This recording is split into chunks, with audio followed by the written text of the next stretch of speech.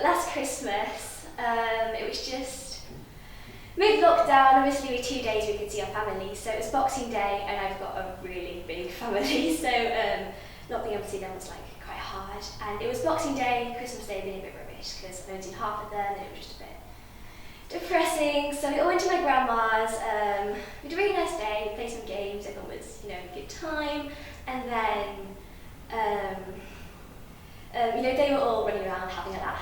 And we took my dog, and my uncle took his dog. And my dog was quite an old lad. And then we were sat. Always do a quiz. So we were sat at the kitchen table doing a quiz. And then my dog got into the fridge, I don't know how, and he ate a full, massive pot pie. And this was not unusual for my dog. He'd eaten Easter eggs before, we were used to it, eating a lot like that. So we all just sort of, everyone's looking after him and running after him because no one could find him. And I looked in the garden, because no one had thought to look in the garden, and found him under a bush, shaking, soaked. And I just, you just sort of, no, something's not right. But he'd been so old, and he'd had about 4 or 5 near visits recently, so we didn't really think anything of it. I took him home though because he was so wet. My auntie ended up staying over at mine, so she stayed with him all night because she was sleeping on the sofa. And then when we woke up the next morning, he just said he was worse. We gave it 2 hours, and then my dad put him in the car, took him to the vets, and what was really sort of sad and weird about it was my cat, and they never really got on. Followed him out to the car, watched him go, as she sort of knew something was happening. And then he went, they told us I'd be okay. I was just sat with my mum, and then we got the call so we had to go in and say bye to him. And we drove my car, which was really old, and the sunroof was leaking, so there was rain everywhere. We were just crying in the car, getting soaked from the rain. And then we got there, and it was just awful.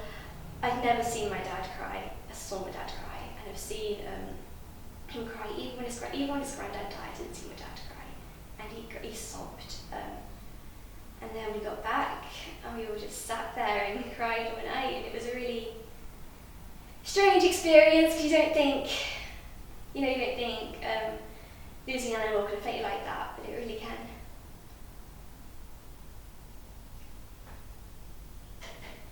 And cut.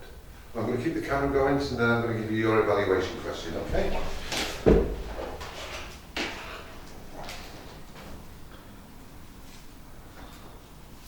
Get your notes. So can you please evaluate the progress you have made during this module, highlighting areas where you've learned about the technique of acting to camera, and also any challenges you have faced, and you may refer to your notes when answering. So when I first began this module, I really was not a fan of improvisation. My biggest worry was just knowing what to say, and I just always felt like I had to say something to keep the story going. But then on our very first lesson, we were just taught that it's not about that, it's about listening to everybody else and waiting for your moment to speak. And at first, when I got told that, I was just a bit like, how does that work? But then when we tried it, I understand how it works and also just as a team, how we can just keep the story going if we just work together and listen, not talk over each other, because we've had improvs obviously where that was the case, and we've had the opposite, and both work, but one works better than the other. But then I've also learned a lot how to get into character properly and characterise and to make these characters more in depth, because improvisation helped me with that. I've had some cases where I really believed I had 7 kids. I really believed that. But then there's other things like this task where I've been researching Isabel obviously, and in the past, before we even started at Arden, I would just do a bit of surface research, absolutely max, and then leave it at that. But with this storytelling, obviously we had a small time frame where we could interview each other and ask each other questions. So I made the most of that, which definitely helped. But then I think I made the biggest improvement with this in the independent research, because that was where I really went away and worked on the sort of mannerisms and how to interpret it all, and her tone of voice and everything, because she always goes a bit louder and takes a bit of pause before she says something that might make her emotional to try and prevent it all. And And what really helped me as well with the characterization was the hot seating that we did, because I've never done hot seating before. So it gave me a better understanding and insight to what she was thinking, because she's a real person. Like sometimes I think when we're acting, we just think these imaginary characters, we forget that they're real people.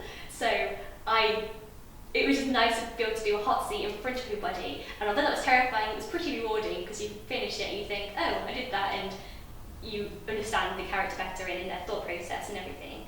I think my biggest challenge was that Izzy is a very expressive person with her facial expressions. So initially I was worrying how I would carry that off to make it look realistic and natural without it being forced, because I didn't want to just force it and make it completely wrong. And I think I came onto this course thinking that theatre is big and TV is tiny to make it realistic, but I think what I've learned, especially in the truth and lie as well, that that's not the case, because people don't just act all tiny and small of your life. That's not how it works. The whole point of camera is just trying to capture what it's really like.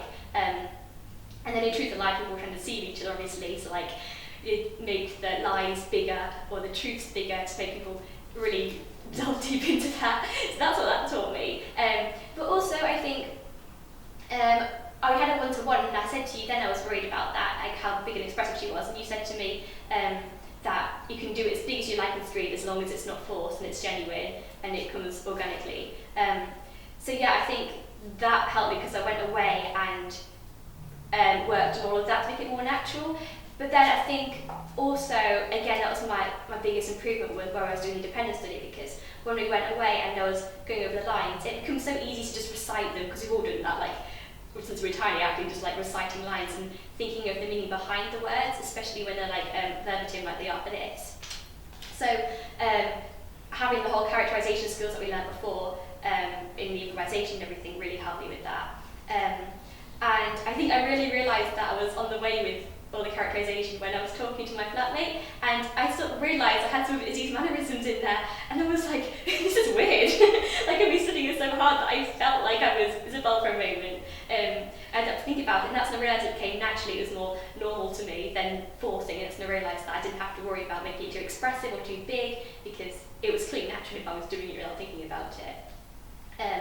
And then I think last thing that helped me most was the peer review that we did, because having, like everyone that watched me did a peer review was friends with Izzy, they all know Izzy really well, so having a fresh pair of eyes watching it and saying, pointing out which parts they can recognise her in and which parts that they don't quite yet need to work on, help me identify which parts they need to improve on and spend more time on.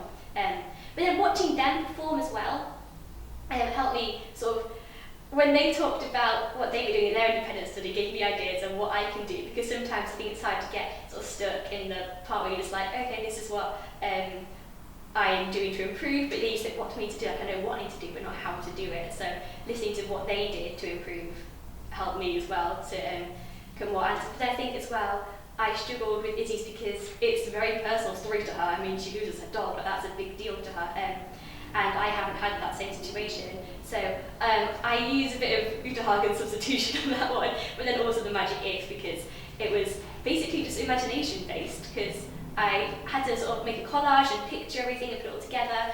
But all that in-depth character research I would never have done or thought of doing before I started this course. That's all like brand new stuff that I've learned this module, so yeah.